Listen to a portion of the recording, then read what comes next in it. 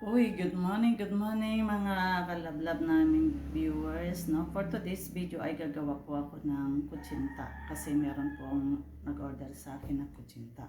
So sa paggawa po ng kutsinta ay kailangan natin ng 2 kalahating tubig, 1 teaspoon na aswete powder, 3/4 cup na all-purpose flour, tapos 1 1/4 cup na cassava starch, tapos 1 1/4 cup ng brown sugar. Kung puti naman, 1 cup lang. Tapos 1 tablespoon na lye water or lihiya.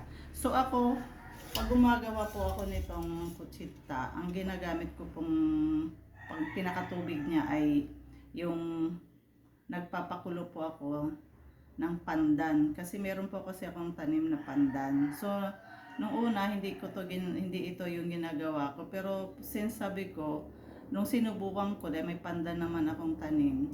So mas malasa yung merong pandan. Yung pandan yung pinakatubig niya, no. Nagpapakulo muna. Pinakuluan ko yung maraming pandan tapos yun yung pinakatubig ko dito. Pagkatapos po, hindi rin po ako gumagamit ng coloring, no, pampakulay kasi hanggat maaari ayoko talaga kasi ng mga coloring na yan.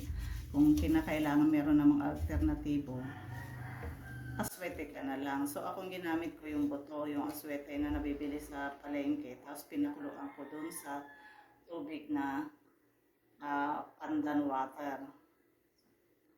Kumuha lang ako ng konti tapos pinakuluan ko siya. Tapos sasalain po natin para wala po yung masamang mga ano-ano. Alam niyo na, 'di ba? Hindi naman talaga masasabing walang mga tira-tira sa ilalim. So sinasala ko po ito. Tapos naglalagay tayo ng mantika sa molder. Ako naman sa pagdating dito sa pinapahid ko, ang ginagamit ko po ay yung ano tawag dito? Yung mantika ng ano? Yung nyog. Yung di ba pag naglalatik, hindi ka ng mantika. Nagmamantika siya. So yun yung nakalimutan ko yung tawag. Ito po yung ginagamit ko para mas mabango. Saka pandagdag lasa.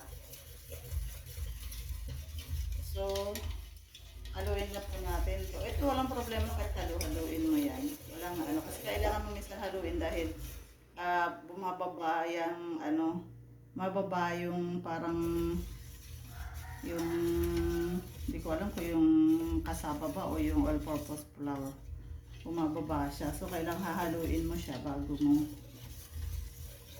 ka maglagay sa molder. So, steam lang po natin ito ng 20 minutes sa medium high lang.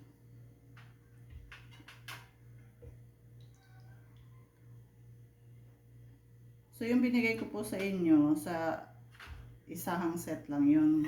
So, dahil since marami po akong order, so nilagay ko lang. Dinagdagan ko na. Dagdagan nyo na lang po. So, 3/4 lang sa molder, no? Huwag natin masyadong punain. Hindi naman to siya umaalsa, pero para at least hindi matapon. Ayan.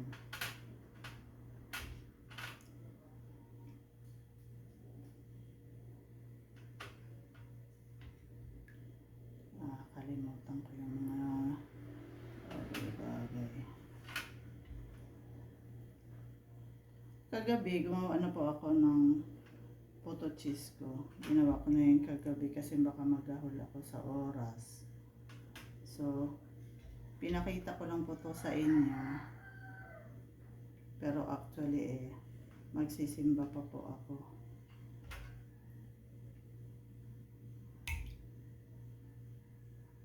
So, magsasalang lang ako ng ilan para hindi ako gahulin sa oras.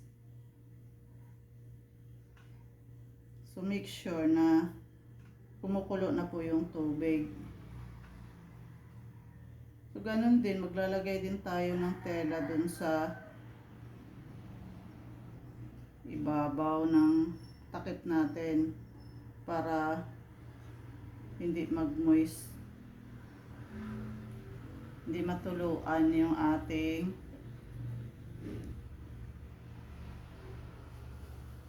gawa. So, pakita ko po sa inyo. Hindi ko lang po alam kung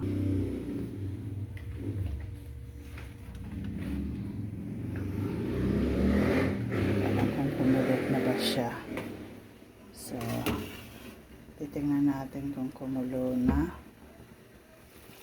Uy, kumulo na. Kumulo na siya. Ayan o, kumulo na. So, ilalagay natin to. Ayan, wala tayong video grapper eh. Ayan. So, tatakpan natin. Tapos, mag-set tayo ng alarm.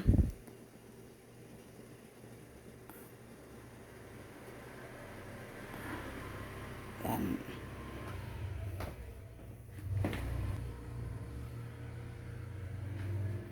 So, nakaset na. Pakita ko sa inyo yung mga